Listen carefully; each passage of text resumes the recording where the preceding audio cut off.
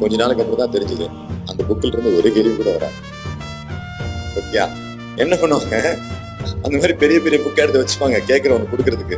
அது வாங்கிட்டு போயிட்டு ஐயோ ரொம்ப நல்லவரு நினைப்பாங்க. படிக்க வேண்டிய புத்தகம்லாம் தனியா வச்சுப்பாரு. ஃப்ரெண்ட்ஸ், இந்த மாதிரி கொஞ்ச நாள் போனதுக்கு அப்புறம் தான் தெரிஞ்சது சிவில் சர்வீசஸ் படிக்கிறதுக்கு பெரிய புத்தகம்லாம் படிக்க வேண்டிய அவசியமே கிடையாது. சிம்பிளான என்சிஆர்டி புக் படிச்சா போதும். 6ஆம் கிளாஸ்ல இருந்து 12ஆம் கிளாஸ் வரைக்கும் ஒழுங்கா படிச்சா போதும். இதுக்கெல்லாம் பெரிய படிப்பெல்லாம் படிக்க தேவையில்ல. ஐஏஎஸ் ஐபிஎஸ் எக்ஸாம் பாஸ் பண்ணணும்னா என்ன படிக்கணும்?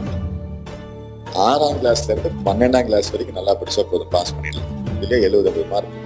இவ்வளவுதான் நான் படிச்சேன். இதுக்கு மேல இந்த புத்தகங்களை தவிர நான் வேற எந்த புத்தகமும் படிக்கல. நான் படிச்சதெல்லாம் ஸ்கூல் புக்ஸ் மட்டும் தான். அப்புறம் நம்ம எங்க தப்பு பண்றோம்?